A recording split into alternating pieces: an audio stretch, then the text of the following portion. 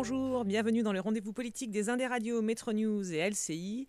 Nous recevons aujourd'hui Michel Barnier, bonjour. Bonjour. Plusieurs fois ministre, notamment de l'Agriculture, au sein du gouvernement Fillon. Vous terminez votre mandat de commissaire européen au sein de la controversée, on peut le dire, commission Barroso. On en fera le bilan avec vous. On parlera aussi des élections européennes qui s'annoncent et de votre livre qui sort ces jours-ci, Se reposer ou être libre, un choix européen aux éditions Gallimard. Avec moi pour vous questionner Christophe Joly, rédacteur en chef du quotidien Métro News, et Frédéric Delpech, du service politique, chef du service politique de LCI, qui vous interrogera aussi sur les rapports entre la France et Bruxelles, avec depuis hier un nouveau secrétaire d'État aux affaires européennes. Oui, Michel Barnier, donc on a appris effectivement hier la nomination d'Harlem Désir au poste de secrétaire d'État aux affaires européennes. Et puis il y a cette controverse sur le fait que le dit Harlem Désir souhaite exfiltrer du Parti socialiste par cette nomination. Et on a un peu le sentiment quand même que la France traite d'une manière un peu singulière. C'est la nomination de ces secrétaires d'État aux affaires européennes entre un Thierry Repentin qui confessait ne rien connaître à l'Europe, un Bernard Cazeneuve qui avait appelé à voter pour le non au référendum de Maastricht, et puis aujourd'hui un Harlem Désir qui est recasé en quelque sorte. Est-ce que vous trouvez que c'est une mauvaise manière qui est faite aux nominations à ces postes-là ? Je ne vais sûrement pas, comme commissaire européen, faire des commentaires sur les exfiltrations ou les nominations de tel ou tel ministre. Ce n'est pas mon rôle. Ce que je peux dire, c'est que ça fait 4 ans que je suis commissaire européen, 2010-2014, et que c'est le 6e ministre des Affaires européennes qui viendra à Bruxelles pour défendre les intérêts français. Le 6e. Il y en a eu 11 depuis 12 ans, gauche et droite confondues. Ça, c'est une faiblesse.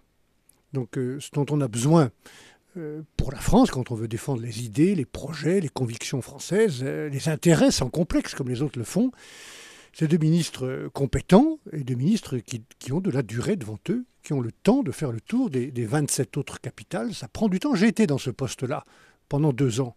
C'était tout juste le temps nécessaire pour faire le tour de toutes les capitales, être connu, créer des contacts personnels. Donc voilà ce dont la France a besoin. Donc je recommande, il y a un nouveau ministre, très bien, je lui souhaite bon courage et je serai disponible pour le conseiller ou l'aider s'il le souhaite, mais je souhaite qu'il ait du temps, parce qu'il faut du temps pour être influent et pour être écouté par les autres. Voilà ce que je pense. Mais à quoi vous attribuez ces changements fréquents ? Est-ce que ça veut dire que c'est un poste finalement qui est peu considéré parce que le vrai ministre, c'est le ministre des Affaires étrangères ? Est-ce que c'est parce que la France traite de manière désinvolte les affaires européennes ? Je ne peux pas vous dire. En tout cas, je trouve que c'est dommage. Voilà. Et encore une fois, il y a eu 11 ministres depuis 12 ans à ce poste-là, qui est un poste important, difficile, auprès du ministre des Affaires étrangères sans doute, mais avec un rôle d'être de manière horizontale pour tous les autres ministres, celui qui va porter la parole française à Bruxelles, et si je puis dire aussi qu'il doit porter ce qui se passe à Bruxelles dans le débat national français pour le reconnecter. Donc voilà, il y a 2 choses dont la France doit se préserver. C'est cette instabilité, mais pas seulement dans ce domaine, aussi l'instabilité fiscale, réglementaire. Les gens ont besoin de cadres qui ne bougent pas tout le temps.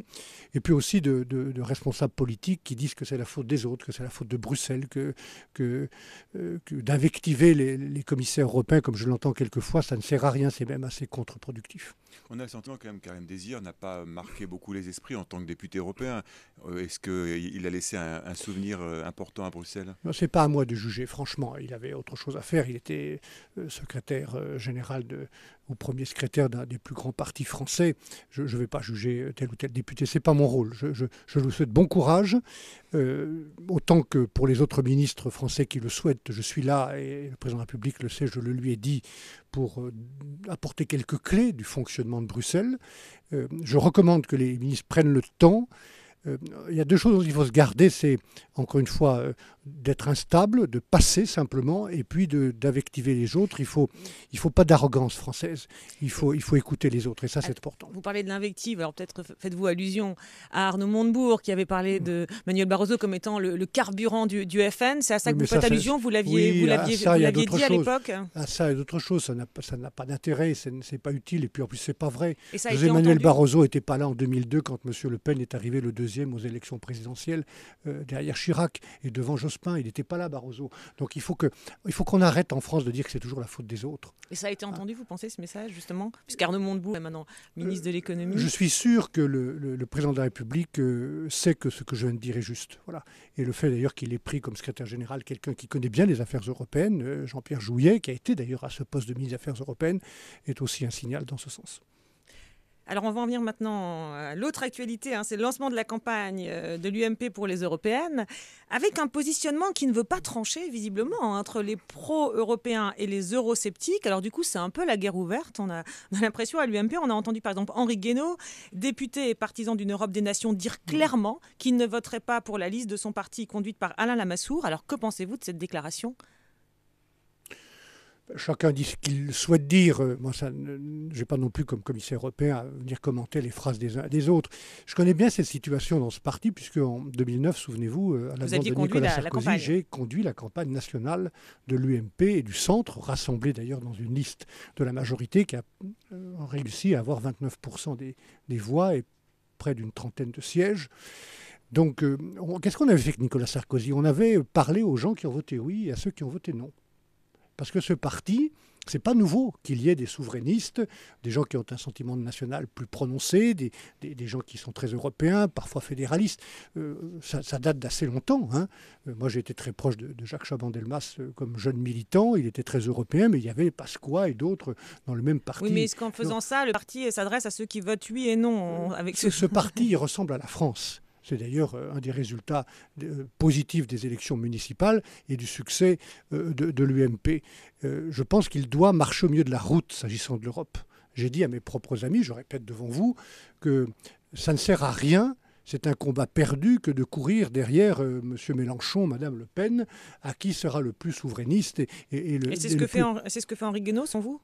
Il a ses convictions, mais elles ne sont pas la ligne que le parti a choisie. Alain Lamassoure a été choisi pour mener, d'ailleurs, à la place où je me trouvais moi-même en 2009, la liste de l'UMP, avec d'autres députés compétents. Et je lui fais confiance. Et il saura, d'ailleurs, faire ce dialogue entre des gens qui ont une sensibilité plus souverainiste et d'autres, et je souhaite qu'on lui fasse confiance. Est-ce que ça veut dire que tout de même, à l'UMP, il y a des doutes sur cette campagne européenne et sur l'attachement des Français à l'Europe? Est-ce que ça ne traduit pas justement le fait que le message qui consiste à dire l'Europe, il faut s'en défier, il faut essayer de la bousculer, etc., passe beaucoup plus qu'il faut soutenir l'Europe? Il y a toujours eu ce débat dans tous les partis politiques français. Permettez-moi de rappeler que ce clivage que vous évoquez, ou cette difficulté-là, elle est très transversale dans tous les partis politiques. Il y a les mêmes difficultés au PS entre ceux qui ont voté non à Maastricht ou au traité constitutionnel et ceux comme François Hollande qui ont voté oui. Donc il y a des difficultés partout, sauf à l'extrême droite ou à l'extrême gauche. Je recommande à mes amis, comme d'ailleurs aux autres, de marcher au milieu de la route, de ne pas avoir l'Europe honteuse, d'assumer le choix européen de la France. L'avenir de la France se trouve dans l'Europe, pas dans n'importe quelle Europe, pas pour faire n'importe quoi, sans doute moins de réglementation et plus de politique. Je suis prêt à en parler. C'est pourquoi j'ai fait ce petit livre, sans être candidat moi-même, pour participer au débat public et citoyen et dire que si on n'est pas ensemble, on est foutu. C'est le titre de mon livre. Être libre, ça veut dire être souverain, être indépendant, être capable de se faire respecter, de défendre notre modèle économique et social et culturel vis-à-vis des Chinois, des Américains ou des Russes. Pour ça, il faut être ensemble. Après, on peut discuter de comment on est ensemble, comment on peut améliorer le fonctionnement à Bruxelles, de se être ensemble, moins de bureaucratie, plus de politique. Ça, je suis prêt à en parler. Mais la clé, c'est d'être ensemble pour être libre. Alors, on va y venir, mais quand même, vous ne voulez pas donc vous prononcer sur les propos d'Henri Guénaud, mais quand même sur les slogans de l'UMP, il y a la formule rodée par Jean-François Copé depuis quelques mois, l'Europe, je l'aime tellement que j'en veux une autre. Oui, écoutez, chacun dit les mots comme il le souhaite. Moi, j'avais choisi comme slogan une Europe qui protège et une Europe qui agit. Voilà, on aime bien l'Europe et on veut changer un certain nombre de choses. Ça ne me choque pas. Ça vous gêne pas? Mais vous l'aimez bien telle qu'elle est, l'Europe. Non, je ne l'aime pas. Non, je ne l'aime pas. Je l'aime parce que c'est un formidable projet politique. Qu'est-ce que c'est que la politique? C'est avec des idées, des budgets, l'argent des contribuables, quel qu'il soit, qu'il faut respecter, des convictions. C'est créer du progrès.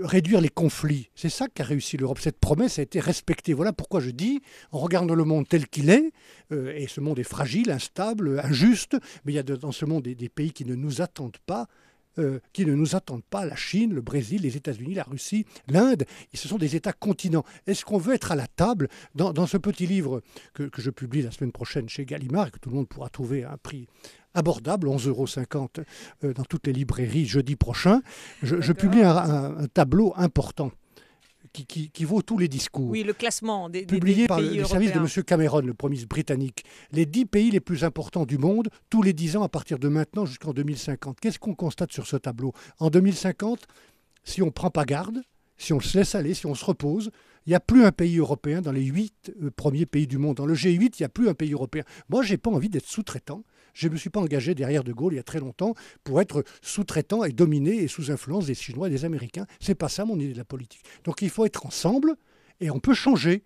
On peut changer l'Europe, il y a plein de choses à changer. Alors de nouvelles politiques à mettre en œuvre aussi, notamment pour l'industrie, pour le numérique, pour l'énergie.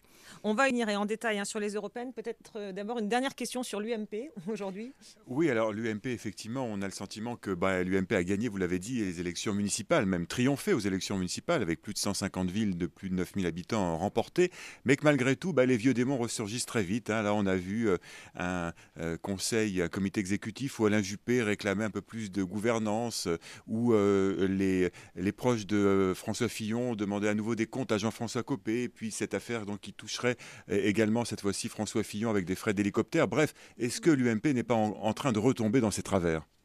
Écoutez, l'UMP est encore en convalescence, après une crise interne très dure, une division. Voilà ce que je peux dire. Elle est en train d'en sortir. Le résultat de l'action collective, mais aussi celle de Jean-François Copé, que vous avez reçu récemment, est la preuve de ce rétablissement progressif, mais nous avons encore du chemin à faire, à la fois pour avoir un projet d'alternance à proposer aux Français en 2017, et puis quelqu'un pour le porter. Maintenant, franchement, je ne suis pas venu devant vous comme commissaire européen pour parler de ces questions-là aujourd'hui trop longuement. J'ai mes convictions, je suis avec mes amis, je souhaite qu'ils privilégient le débat d'idées plutôt que le débat de personnes. Je contribuerai, lorsque je reviendrai dans la politique française à la fin de cette année, à ce débat d'idées, mais sur des idées, sur des projets, sur des solutions pour que la France redémarre. Et sans attendre la fin de l'année ou l'année prochaine, il y a des choses à faire dès maintenant avec le gouvernement actuel. Donc vous dites à vos amis, stop, on arrête les frais, on ne recommence pas la guerre interne.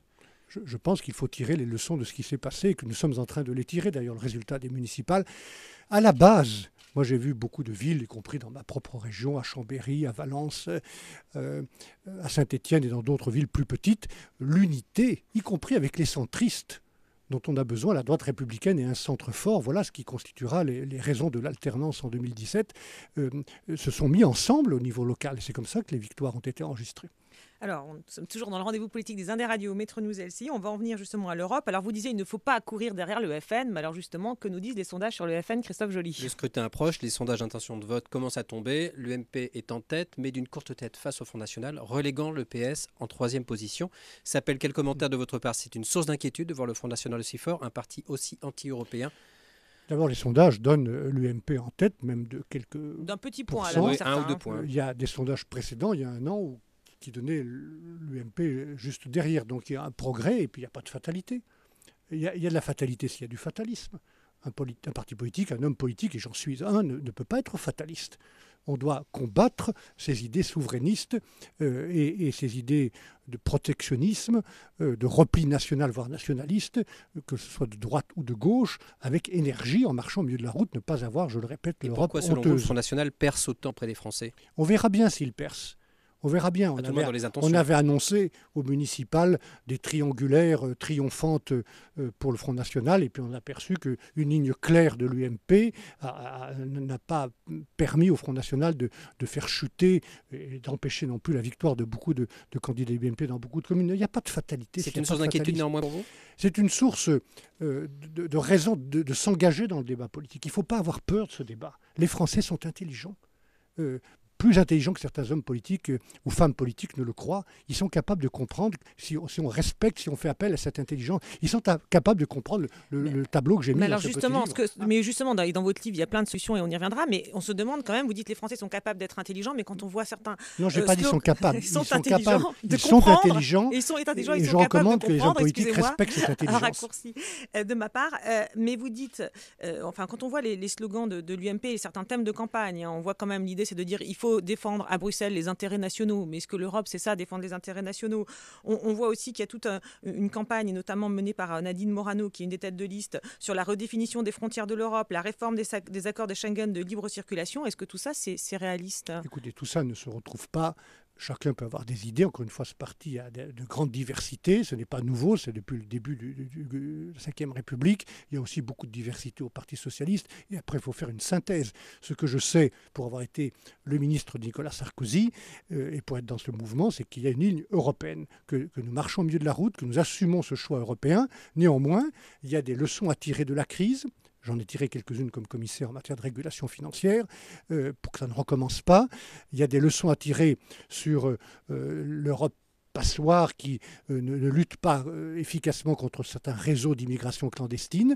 Pour l'accueil, je crois par exemple en matière d'immigration que la solution c'est pas moins d'Europe mais c'est plus d'Europe, y compris pour être solidaire des pays qui sont confrontés en Italie, en Espagne, à Malte ou Chypre ou en Grèce à ces réseaux d'immigration. Plus d'Europe pour l'immigration, ça veut dire plus de Schengen? Ça veut dire un Schengen qui marche. Ça veut dire, en effet, des moyens pour les outils que nous avons créés, Frontex, mais ça, ce sont des mots un peu techno.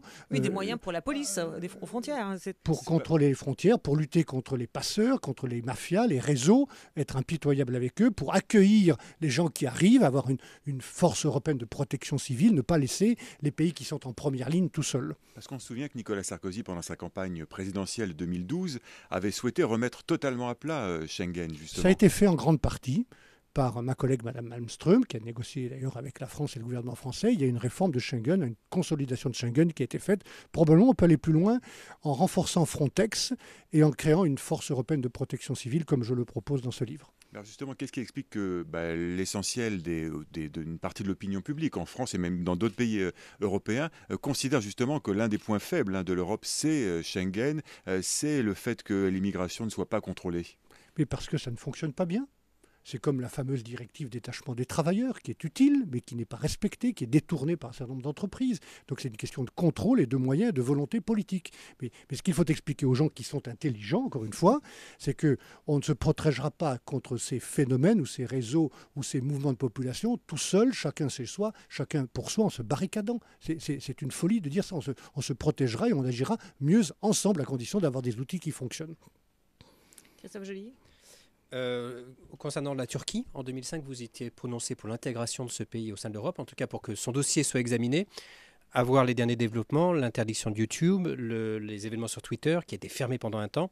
Avez-vous le sentiment que ce dossier est toujours d'actualité? La négociation est ouverte. Je ne peux pas dire quand et sur quoi elle débouchera.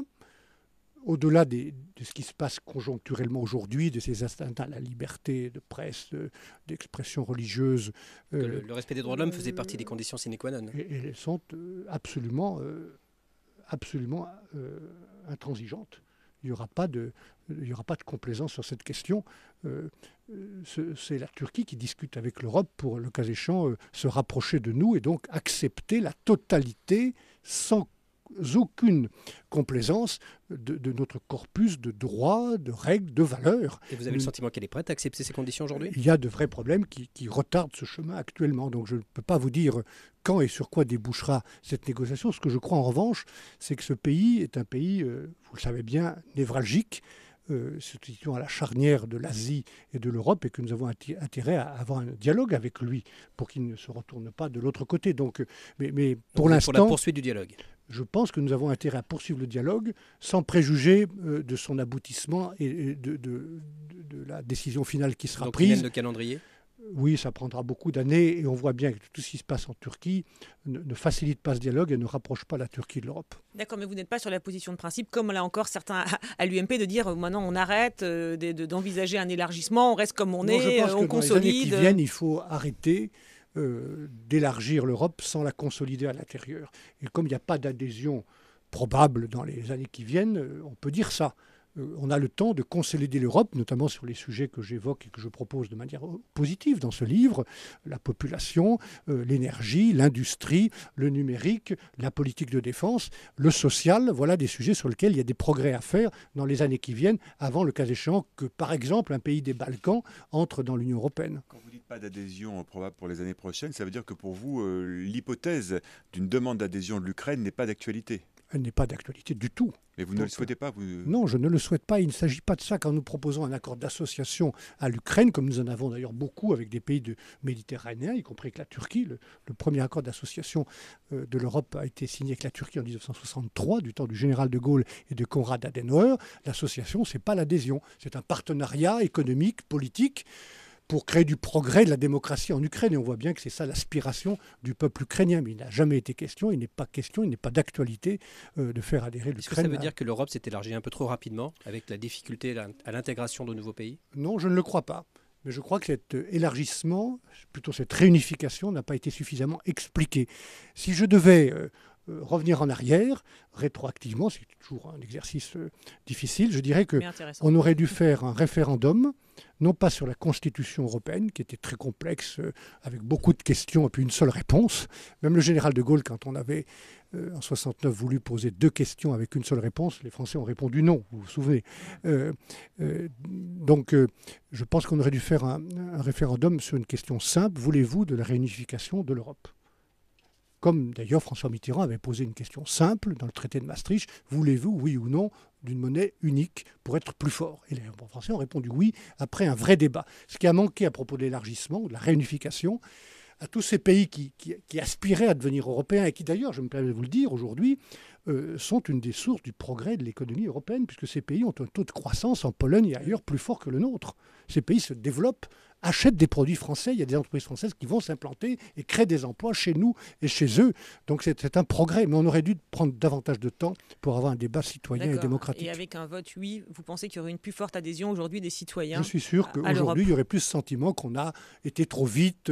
Ce que j'ai senti au moment de ce référendum sur la Constitution, parce que j'étais ministre des Affaires étrangères, et j'étais marqué par cet échec. Et depuis, j'ai beaucoup écouté les gens qui ont voté non, comme d'ailleurs ceux qui ont voté oui, et essayé de les comprendre et de répondre à quelques arguments qui sont justes. C'est le sentiment d'une Europe qui a une fuite en avant, d'une Europe qui n'a pas de limites et pas de frontières. Nous devons avoir des limites politiques dans ce que nous faisons à Bruxelles, et peut-être même renvoyer au niveau national des compétences ou des actions, simplifier l'Europe, il y a des marges de simplification possibles, et puis avoir des limites géographiques aussi. Renvoyer au niveau national, donc il y a des choses qui devraient être rendues, on va dire, aux États. Quoi, par exemple? Je pense qu'il y a trop de réglementation à Bruxelles et pas assez de politique. Et en revanche, dans l'autre sens, il y a des choses qu'on ne peut plus faire dans un cadre strictement national. Prenons l'exemple du sujet dont j'ai la responsabilité depuis 4 ans, la régulation financière. J'ai fait 28 lois de régulation. La principale loi concerne l'union bancaire, la supervision bancaire commune des 6000 banques de la zone euro, pour qu'on n'ait pas cette fragmentation, puisqu'on a bien vu dans cette crise qu'un pays qui avait des problèmes, c'était tous les autres qui en avaient, la Grèce, et une banque qui a un problème, c'est toutes les banques qui ont des problèmes. Donc on a décidé d'avoir une supervision européenne. Et c'est évident pour des banques qui sont la plupart du temps implantées dans plusieurs pays qu'on ne peut pas avoir des supervisions nationales. Là, il faut que ça reste au niveau européen. Il faut que ça devienne européen. Ça devient européen grâce à ces lois que j'ai présentées. Mais il y a probablement des réglementations, une forme de bureaucratie, par exemple dans le domaine des marchés publics, dont j'ai également la responsabilité. J'ai présenté une loi adoptée par le Parlement et par le Conseil des ministres qui simplifie considérablement les contraintes administratives imposées aux petites entreprises quand elles veulent participer à un appel d'offres d'une commune, d'une région ou d'un département. La commande publique, c'est 18% de l'économie européenne. 18%. C'est trop compliqué, c'est trop lourd. Il y a des PME, sans doute des chefs d'entreprise m'écoutent-ils, qui renoncent à participer à des appels d'offres parce que la paperasse qu'on leur demande, ça coûte plus cher que le marché qu'ils essaient d'obtenir. Il y a la paperasse française, il y a aussi la paperasse européenne. Je parle de paperasse européenne, voilà des choses J'ai fait la preuve qu'on pouvait renvoyer, qu'on pouvait simplifier. Et je vais même aller plus loin, je pense que la prochaine commission devrait faire ce qu'on pourrait appeler en anglais, excusez-moi, une European Added Value Review, c'est-à-dire une révision de toutes les règles européennes, de toutes les lois, pour vérifier si elles ont toujours une valeur ajoutée européenne. Mais sur ce point, est-ce que c'est possible demain que l'Europe, et notamment la Commission, accepte de se dessaisir de tous ces sujets? On peut imaginer que sur certains sujets, maintenant que le cadre européen est fixé, l'application soit confiée au niveau national avec des règles de vérification. Mais au bénéfice du politique. C'est ce que vous disiez, c'est que vous vouliez plus de politique au bénéfice des États ou des régions. C'est-à-dire l'intérêt de travailler à Bruxelles, c'est de faire des choses qu'on fait mieux ensemble et qu'on ne peut pas faire aussi bien au niveau national. Mais si on s'aperçoit que des choses qu'on a fait ensemble peuvent être désormais mieux gérées au niveau national, tant mieux. Prenons un exemple des fonds structurels européens que j'ai personnellement géré pendant mon premier mandat de commissaire il y a une quinzaine d'années. C'est un budget considérable plus de 350 milliards d'euros pour aider les régions, notamment celles qui ont des difficultés économiques. Et chez nous, par exemple en France, les régions que je salue et que j'ai toujours soutenues, ultra-périphériques d'outre-mer, les départements et régions d'outre-mer. La France a décidé que ces crédits européens pour la France seraient gérés non plus au niveau parisien, mais au niveau des régions. C'est un progrès. On peut imaginer, dans le même esprit, qu'une politique européenne soit gérée complètement au niveau national et sans doute mieux gérée que depuis Bruxelles. Vous évoquez à l'instant les régions. Est-ce qu'on peut vous demander votre avis sur la proposition faite par Manuel Valls dans son discours de politique générale, à savoir simplifier davantage encore par une réforme territoriale en supprimant la moitié des régions françaises et également les conseillers départementaux? Est-ce que vous trouvez que c'est une bonne mesure de simplification? Ma réponse est, sur le principe, oui. Je pense qu'on ne peut pas gérer la France au XXIe siècle, et nous y sommes, de la même manière, avec les mêmes frontières, les mêmes méthodes qu'au XIXe siècle, s'agissant des départements. Et les régions sont trop différentes les unes des autres. Puisque vous me parlez de ça, moi et en charge de la politique régionale européenne, j'ai vu de très grandes régions de dimension européenne capables de discuter d'égal à égal avec les autres grandes régions européennes. La région Rhône-Alpes, que je connais bien et qui est la mienne, la région PACA, la région Île-de-France, la région Aquitaine, ont une dimension européenne. Ce n'est pas le cas de toutes les régions. Voilà pourquoi l'idée d'encourager à des fusions, à des regroupements, mais ça peut être aussi vrai des départements. Moi, j'ai présidé le Conseil général de la Savoie pendant 17 ans. J'ai proposé moi-même, il y a une vingtaine d'années, de fusionner la Savoie et la Haute-Savoie. Qu'est-ce qui justifie qu'on ait 2 préfets, 2 conseils généraux, 2 directions de l'agriculture à 30 km l'une de l'autre? Franchement, on pourrait faire fonctionner la France avec des économies et de manière plus efficace. Il y a beaucoup de réticences quand même. Oui, mais ça exige un débat. On ne va pas imposer ça d'en haut. Il faut maintenant, sur la base de cette idée qui est juste, simplifier la gestion de la France, réduire les frais de fonctionnement de la France. Il faut ouvrir un débat politique, un débat citoyen. Et sur des sujets comme celui-ci, comme sur quelques autres, moi je pense qu'on devrait trouver, après le débat, un accord politique national entre la gauche, la droite, le centre et les Verts, entre les syndicats et les patronats. Si vous regardez, vous ne m'avez pas encore interrogé là-dessus, le programme du gouvernement pour réformer la France, pour qu'elle retrouve de la compétitivité, je trouve qu'il va dans la bonne direction, même s'il ne va pas assez loin et assez fort. Il y a 2 ou 3 sujets que vous trouvez dans un rapport fait par un homme de gauche, qui sait de quoi il parle, qui sait ce qu'est l'entreprise, Louis Gallois, à la demande du gouvernement actuel, à la demande du président Hollande. Dans ce rapport de Louis Gallois, vous avez des éléments sur lesquels, si on le voulait bien, dans l'intérêt national de la France, on pourrait se mettre d'accord entre l'opposition et la majorité sur la compétitivité, la baisse des charges, leur réforme de la formation et de l'apprentissage. On devrait trouver un accord politique, j'allais dire, comme d'autres pays, en Italie et en Allemagne, y parviennent quand même, hein. Alors là, vous dites effectivement que ce que vous avez entendu dans le discours de politique générale de Manuel Valls et certaines orientations du gouvernement vous paraissent satisfaisantes. Alors on peut imaginer qu'il s'agit Je dis que ça va dans la bonne direction. Après, il faut voir le détail. Du pacte de responsabilité. Mais il y a un autre point tout de même que vous avez bien sûr dû noter dans ce discours de politique générale, c'est la volonté de Manuel Valls, alors on ne sait pas encore trop comment, de réorienter en quelque sorte la politique européenne de la France et de demander une nouvelle fois à Bruxelles un report ou en tout cas un assouplissement de son évaluation des critères de déficit. Est-ce que cette demande d'assouplissement de la France vous paraît aller dans la bonne direction? Je n'ai pas entendu le Premier ministre dire qu'il allait réorienter la politique européenne de la France. Michel Sapin a quand même évoqué clairement l'idée d'obtenir, il a parlé de chemin pour arriver à l'objectif. Soyez précis, pour ceux qui nous écoutent, l'orientation européenne de la France, elle est la même depuis le début de la Ve République, elle a été maintenue clairement depuis De Gaulle par tous les présidents de la République qui se sont succédés, y compris par François Mitterrand, et elle est celle de François Hollande aujourd'hui. J'en ai parlé souvent avec lui, il n'y a pas de doute, et c'est le président de la République qui fixe l'orientation européenne de la France, et pas personne d'autre.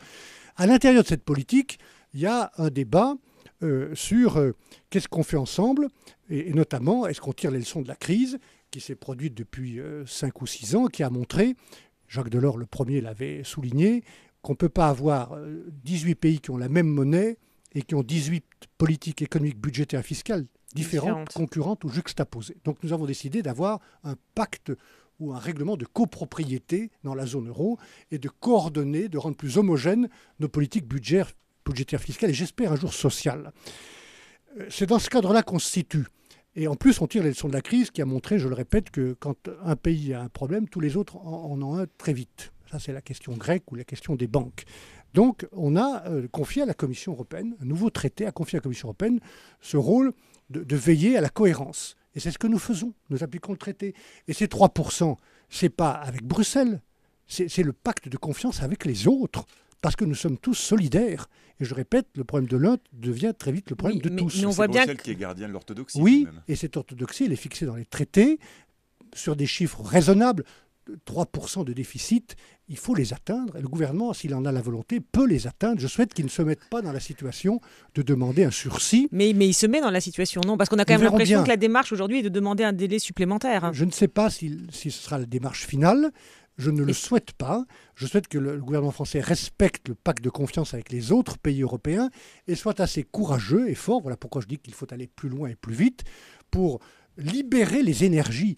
Vous avez beaucoup d'auditeurs aujourd'hui, de personnes qui m'écoutent, qui sont sur les territoires. Il y a une économie régionale extraordinaire dans ce pays, dans toutes les régions. Il y a une capacité qui est contenue. J'étais à Lyon il y a 2 jours, rencontrer des centaines de chefs d'entreprise qui n'attendent qu'une chose, c'est qu'on les encourage plutôt que de les décourager par de la fiscalité, par des contraintes, par des charges sur l'emploi qui les empêchent d'investir et d'innover. Si on libère ça, si le gouvernement, comme je crois l'avoir compris dans le discours de Manuel Valls, veut libérer ça, il peut gagner la confiance. En même temps, Manuel Valls Il dit peut qu'il gagner la qu'il ne veut croissance pas et la casser. confiance dont il a besoin pour Oui. réussir Oui, les 3%. Oui, Voilà. mais en même temps, Manuel Valls, dans son discours, dit qu'il ne veut pas casser la croissance, Mais bien sûr, il a reprise de la raison. croissance par trop d'austérité. Mais il n'y a pas d'austérité en Et France. donc, avec ce Il y a nouveau délai. Écoutez, excusez-moi, faisons attention aux mots. Il y a eu de l'austérité en Grèce. On a coupé les retraites, coupé les salaires, supprimé des postes de fonctionnaires. C'est pas ça, là, en France. C'est de la rigueur, parfois, c'est de la bonne gestion. Il y en a besoin, mais c'est pas de l'austérité. Et je suis d'accord avec Manuel Valls, si on devait pratiquer de l'austérité à l'excès ou de trop de rigueur, ça peut casser la croissance. Mais ce qui casse la croissance aujourd'hui, c'est qu'il n'y a pas de compétitivité dans les entreprises, c'est qu'il y a trop d'impôts, trop de charges qui empêchent d'embaucher, qui empêchent d'investir. Il faut libérer tout ça. Et si on libère tout ça, si on fait confiance aux entrepreneurs, petites et moyennes entreprises notamment, on peut gagner la croissance dont on a besoin pour réduire le déficit. Permettez-moi de rappeler que le déficit français, la dette française, ça représente 46 milliards d'euros cette année. C'est-à-dire 94% du PIB, de la richesse des Français d'une seule année. Quand est-ce qu'on va se mettre dans la situation de payer moins de charges pour la dette et de mettre cet argent dans l'éducation? Michel Barnier, vous dites que vous ne souhaitez pas que la France demande un délai supplémentaire, mais alors ça semble quand même être un peu l'idée, d'après ce qu'on a compris du gouvernement. Alors que se passera-t-il si la France demande aujourd'hui un nouveau délai? Je vous ai dit... Comment ça va être reçu? Est-ce que vous avez des scénarios? Comment ça va se passer? Reçu par les autres pays européens avec lesquels nous avons pris des engagements dans notre propre intérêt. Je voudrais répéter que la dette, ce n'est pas Bruxelles. Bruxelles n'a jamais demandé à la France d'avoir un déficit budgétaire depuis 40 ans. Bruxelles n'a jamais demandé à la France d'avoir une dette de 94% de sa richesse nationale. Mais pas bien se passer, annuelle. ça veut dire quoi? Ça va pas bien se passer? Enfin, concrètement, ça peut être refusé, ça peut créer une crise entre la France et d'autres pays. Ça peut créer un problème de confiance. Et on a besoin d'une confiance mutuelle, on a besoin de la confiance des autres, comme nous avons besoin d'avoir confiance dans les autres. C'est possible de respecter les 3%, si on a du courage, de la volonté. Je vais même ajouter que si le gouvernement a le courage de faire de vraies réformes pour respecter ces 3%, moi je dirais à mes amis politiques, dont on parlait tout à l'heure, d'avoir le courage de le soutenir. Christophe Joly. Alors les pays les plus opposés à ce sursis seraient l'Allemagne. Selon vous, est-ce que le couple franco-allemand doit toujours être le moteur de l'Union européenne ou au contraire, est-ce qu'il faut élargir ce cercle? Et quel est votre sentiment sur le fonctionnement aujourd'hui du duo François Hollande-Angela Merkel? Encore une fois, s'agissant de ce déficit, c'est une question de confiance mutuelle et la France doit pour elle-même et par elle-même réduire son déficit et améliorer sa compétitivité. Personne ne viendra faire cet effort à notre place. Et ça, c'est notre problème parce que c'est notre responsabilité d'avoir cette situation grave du déficit et de la compétitivité. Mais le dialogue franco-allemand, moi je suis un militant de cette coopération franco-allemande. Si vous veniez ce jeudi dans mon bureau à Bruxelles, vous verriez cette photo de Gaulle et d'Adenauer, de Mitterrand tenant la main de Kohl. Et j'ai toujours pensé que ce dialogue était fondamental, pas seulement pour se réconcilier vis-à-vis du passé, mais aussi pour construire l'avenir. Je pense qu'il est de plus en plus nécessaire et de moins en moins suffisant. Et pourquoi est-il toujours plus nécessaire? Parce que si les Français et les Allemands, qui sont les deux principales économies d'Europe, ne sont pas d'accord, tout est bloqué, tout est plus long, tout est freiné. Donc il faut qu'on se mette d'accord. Ça n'a jamais été spontané, ça n'a jamais été naturel, cette coopération franco-allemande. Mais elle est vitale pour le progrès de l'Europe. Mais maintenant, elle est nécessaire, mais pas suffisante. Et il y a d'autres grands pays, et d'autres plus petits qui comptent, le Royaume-Uni, l'Espagne, qui la n'ont pas Pologne. toujours bien vécu d'ailleurs Oui, parce que quelquefois, cette relation franco-allemande, elle a été un peu solitaire et arrogante. Et il faut se méfier de l'arrogance. Mais alors, est-ce que Madame Merkel, alors vous en avez fait, d'ailleurs, pardon, on revient à votre cas personnel, mais lorsque vous avez candidaté pour être le chef de file du PPE pour la campagne des élections européennes, c'est donc Jean-Claude Juncker qui vous a été préféré. On dit beaucoup que c'est Madame Merkel, justement, qui s'est opposée, qui a pesé tout son poids dans la balance, et finalement, c'est un peu elle qui a barré la route. Alors, est-ce que c'est le cas? Quelles leçons vous en tirez? Est-ce que ça veut dire qu'aujourd'hui, imposer des Français et obtenir que des Français aient ces postes, c'est devenu impossible pour la France dans le contexte actuel? Moi, j'ai joué le jeu de la démocratie. Mon parti, le Parti populaire européen, qui regroupe l'UMP, la CDU et d'autres grands partis de toute l'Europe, a décidé de choisir un chef de file pour mener la campagne européenne et être le candidat de notre famille pour la présidence de la Commission.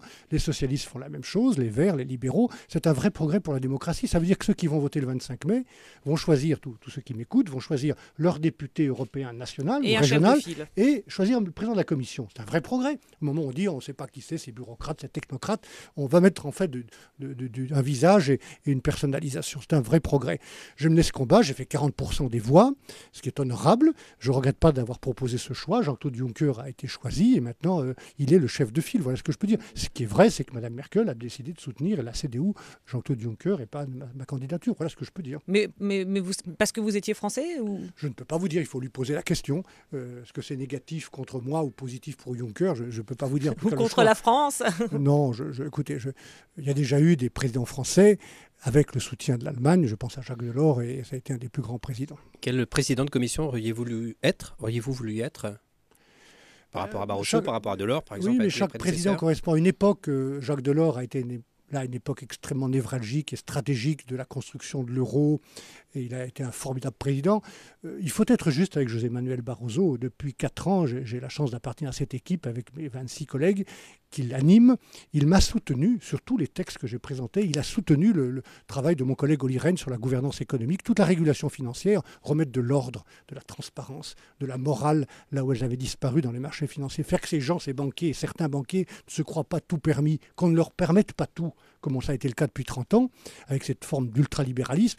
Il m'a soutenu pour ça. Donc il a été un bon président. Alors vous auriez voulu être quel président de la Commission? J'aurais voulu être le président, et je souhaite que la Commission, quelle qu'elle soit, et quels que soient ceux qui la dirigent, soit la Commission de la croissance, du développement durable, de l'indépendance et de la liberté des Européens. Ça fait 4 ans que nous affrontons la crise, qui a été violente, financière, économique, sociale, qui n'est pas terminée d'ailleurs, qui fait que beaucoup de gens souffrent encore. Nous sortons de cette crise. Regardez la Grèce aujourd'hui même, nous parlons, revient sur les marchés financiers. Oui. Donc, ils ne sont pas reposés en Grèce. Ils ont reconquis leur liberté. D'ailleurs, cette phrase que j'utilise dans mon livre, se reposer libre, elle vient d'un texte de Thucydide et de la guerre du Péloponnèse. Se reposer libre, il faut choisir. Et donc, je pense que la prochaine commission, en ce qu'elle fait des propositions au gouvernement et au Parlement européen, doit être la commission de la croissance, d'une croissance différente, plus verte, plus équitable, plus durable, plus sobre aussi, et du développement et aussi d'une liberté politique, de progrès en matière de politique étrangère, de défense, d'indépendance énergétique. Frédéric Delpech. Alors cette prochaine commission, donc, sauf si c'était effectivement une présidence française, mais si ce n'est pas le cas, il y aura un siège, un poste de commissaire pour la France. Il y a une bataille qui se joue en ce moment entre Pierre Moscovici, l'ancien ministre de l'économie, et Elisabeth Guigou, l'actuelle présidente de la commission des affaires étrangères à l'Assemblée. Est-ce que ces deux candidatures vous semblent de bonnes candidatures pour un poste de commissaire à Bruxelles? J'ai même entendu le nom de Pervenche Berès aussi qui s'est présenté, donc ça fait beaucoup de candidats, ça prouve que c'est un poste important, je le sais bien. D'ailleurs, pour exercer en tant que Français une mission qu'un Français n'avait jamais eue, je ne dis pas la France, mais un Français depuis 60 ans, la responsabilité du marché intérieur. Et toutes les personnes dont vous parlez sont des gens compétents et clairement engagés sur le plan européen, mais ce n'est pas moi qui vais choisir.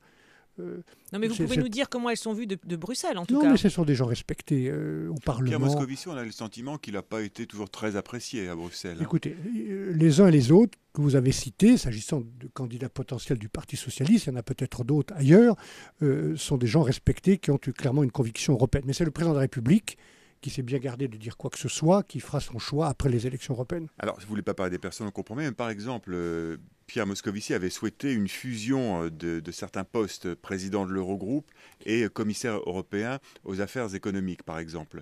Est-ce que ça vous semble une proposition qui était de nature à apporter un plus? Je n'ai pas attendu Pierre Moscovici pour être convaincu. Je l'ai écrit dans une des 30 propositions de ce petit livre, que je vous recommande de lire d'ailleurs, parce que c'est un outil de débat démocratique avec des propositions. Ce n'est pas un bouquin nostalgique. Dans ces 30 propositions, à la fin de ce livre, je dis clairement qu'il faut un jour qu'il y ait un vice-président de la Commission qui soit le président de l'Eurogroupe, un ministre européen des Affaires financières et économiques. Je vais même plus loin. Je pense qu'un jour, il faut un président de l'Union européenne qui cumulera la fonction de président de la Commission et de président du Conseil européen et qui pourrait être désigné par un congrès réunissant des députés nationaux et des députés européens, réunir les deux légitimités. Mais alors, toutes ces propositions que vous faites, effectivement, d'un président européen qui puisse porter la voix de l'Europe, toutes ces propositions, on les retrouve d'ailleurs, pour une bonne part d'entre elles, dans la campagne des centristes, aujourd'hui, qui font campagne indépendamment de l'UMP, après avoir mené campagne ensemble pour les municipales. On se demande si finalement vous n'êtes pas plus proche aujourd'hui des orientations européennes des centristes que de l'UMP. Ou alors ils sont proches des miennes. Oui, on peut dire ça comme ça. Oui, on peut dire les deux choses, mais ça ne m'étonne pas, puisque il y a quelques années, il y a 4 ans, la plupart de ces candidats centristes étaient sur la liste que je conduisais. Mais alors honnêtement, du coup, est-ce qu'aujourd'hui, vous, sur ces thèmes-là européens, on vous écoute depuis un moment en parler, vous n'êtes pas plus proche de la ligne centriste que de cette ligne de l'UMP mais je suis assez eurosceptique quand même. Excusez-moi, vous essayez toujours de revenir à des considérations un peu mais non, on essaie d'y voir clair. Non, c'est pas politicien, on essaie d'y voir clair sur l'Europe, et pour l'instant, c'est pas très clair au sein de l'UMP. Vous ne pouvez pas y voir clair si vous essayez de mettre cette conviction dans un seul camp. Il y a des socialistes qui sont sur une ligne très proche de la mienne. J'ai parlé de Jacques Delors. Il y a beaucoup de centristes. Il y a beaucoup de gens dans mon propre parti. Le clivage d'une France européenne, plutôt que des gens qui essayent de faire l'Europe française. Le clivage d'une France européenne, du choix d'une France européenne, il transcende des clivages politiques. Mais les gens qui vont voter pour l'UMP ont peut-être envie de savoir pour quel UMP ils votent et pour quel député ils votent et qu'est-ce qui sera porté à Bruxelles. Ils vont voter pour des députés, je peux en citer beaucoup, qui ont fait leur travail, M. Gauzès, M. Danjean, M. Dantin et beaucoup d'autres, qui sont sur les listes et qui devraient être réélus si les Français le veulent.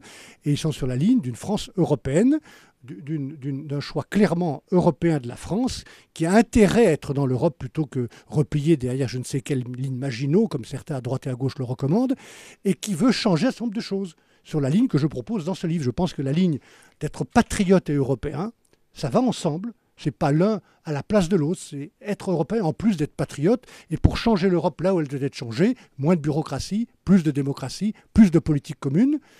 C'est cette ligne-là qui est celle de l'UMP, mais encore une fois, on peut retrouver une ligne comparable dans d'autres partis politiques. Alors vous allez, vous l'avez dit, revenir dans la vie politique nationale dans quelques mois. Vous allez donc participer au débat national. Comment voyez votre avenir en France, votre avenir politique? Est-ce que vous comptez retrouver votre famille politique, l'UMP, et soutenir peut-être l'une des personnalités de l'UMP pour 2017? Est-ce que vous-même, vous aimeriez porter un message pour cette élection présidentielle de 2017? Comment justement vous voyez votre avenir? Écoutez, prenons les choses dans l'ordre. Pour l'instant, le temps qui est devant moi est un temps d'action. Je n'ai pas fini mon mandat. J'ai beaucoup de choses à terminer, de lois à faire voter, y compris la semaine prochaine au Parlement à Strasbourg, sur ces sujets importants comme l'union bancaire, par exemple. J'ai beaucoup de propositions. J'en ai encore fait hier sur la gouvernance des entreprises, l'échelle des rémunérations dans les grandes sociétés pour plus de transparence. Donc je continue à travailler. Je le ferai jusqu'au bout, c'est-à-dire jusqu'à la fin du mandat, au mois d'octobre prochain. Et après, la fin de ce mandat passionnant et difficile et exigeant, où j'espère avoir été utile à l'intérêt général européen, je reviendrai dans mon pays. Probablement, je chercherai là où je suis le plus utile pour retrouver une légitimité démocratique. Parce que depuis que j'ai 22 ans, nous parlions de la Savoie tout à l'heure, de mon premier mandat électoral de conseiller général dans Haute-Tarentaise, j'ai voulu passer par la confiance des gens, y compris comme commissaire européen. Il y a 4 ans, j'ai été élu député européen avant d'être commissaire. Donc je n'accepte pas ce procès en illégitimité de la Commission européenne. Moi, je suis un homme politique et j'assume et j'ai voulu et je chercherai à avoir la légitimité populaire. Je ne peux pas vous dire où, peut-être dans une région.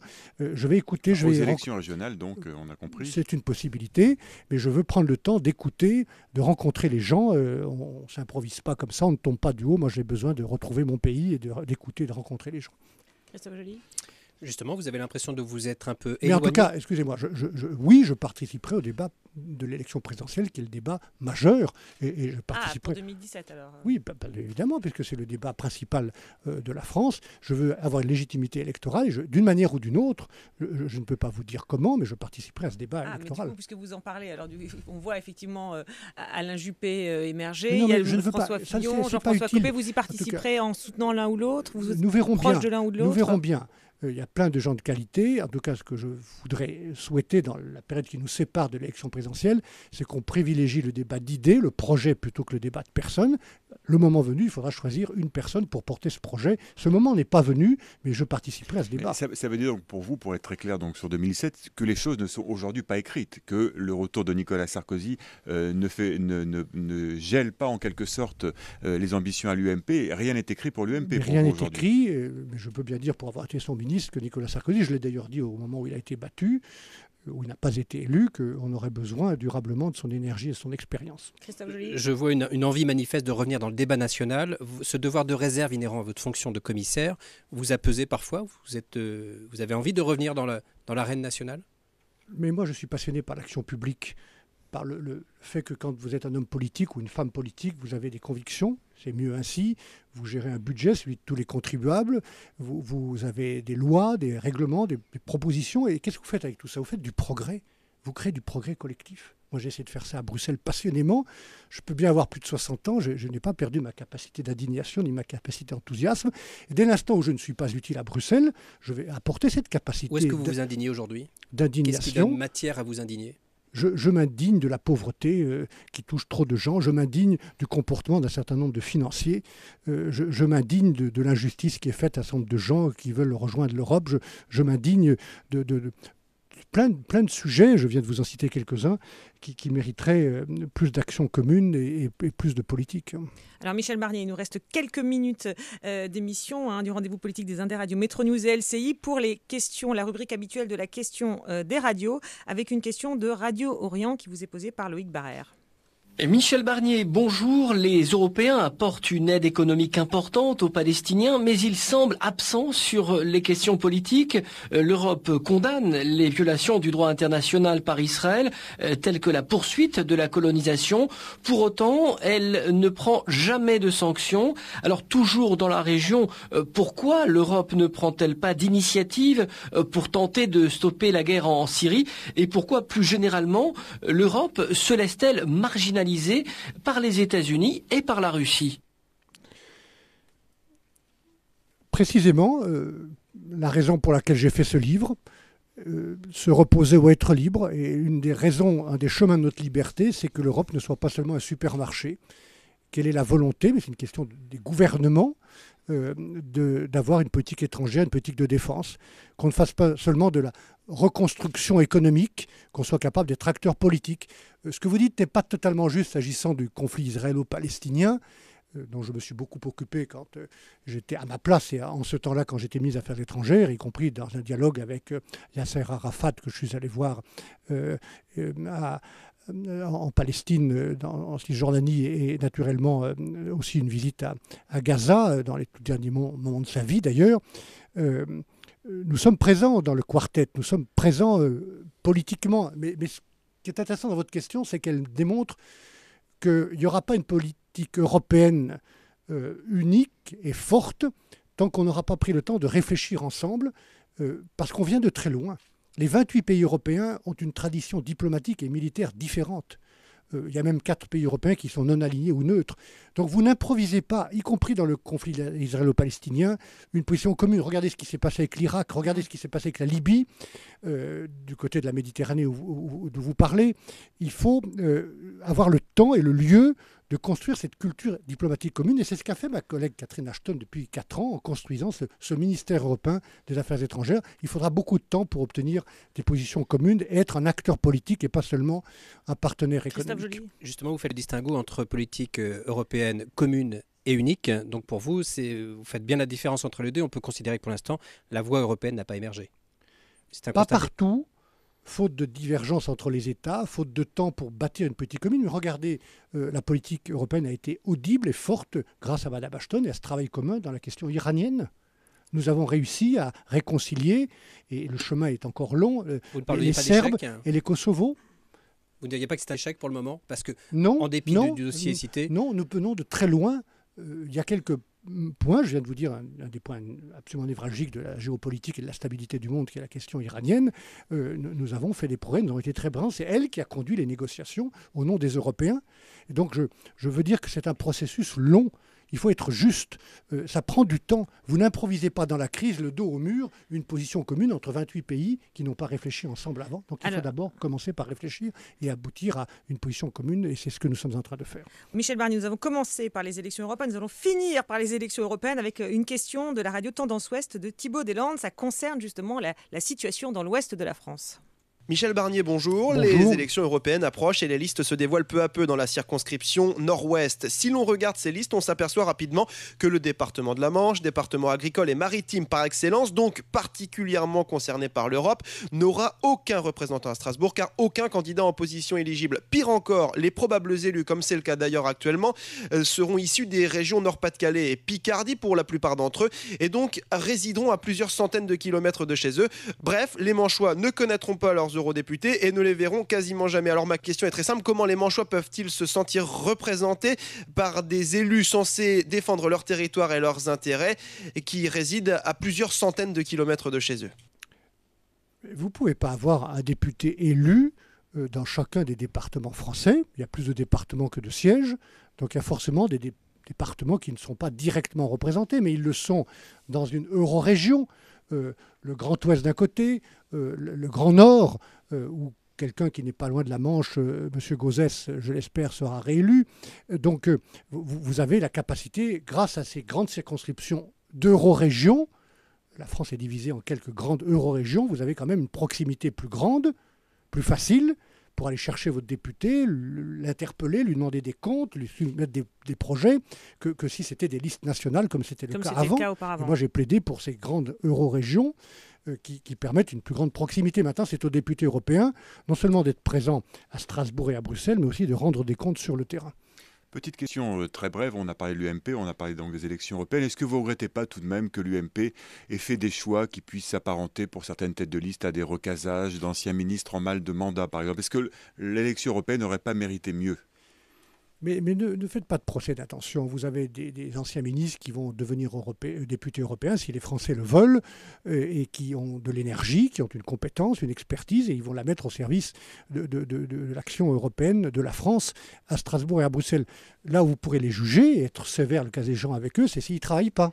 Mais vous avez cité Arnaud Danjean, par exemple, oui. qui est en deuxième position. Oui. Ça a suscité beaucoup de regrets dans Alain l'Est. Lamassoure, qu'on a changé de région. Alain Lamassoure est tête de liste. Oui. Il a été un des députés les plus respectés, comme Arnaud Danjean, qui est le président de la Commission de la Défense du Parlement européen, mais qui n'a pas eu la tête de liste. Extrêmement respecté, l'un des plus respectés, l'un des plus importants députés. Mais il va, en étant deuxième dans le Grand Est, je l'espère, être réélu et pouvoir continuer son travail pour l'Europe et pour la France. Donc ça, vous ne déplorez pas, vous n'avez pas de regrets sur ce sujet-là? On a beaucoup parlé de l'UMP, peut-être un peu trop aujourd'hui. Je veux dire que la plupart des députés qui étaient sortants, qui ont joué leur rôle et fait un bon travail, vont pouvoir être réélus, et peut-être d'autres aussi. Et puis de nouveaux élus qui ont une expérience et qui vont mettre leur énergie au service de l'action européenne de la France.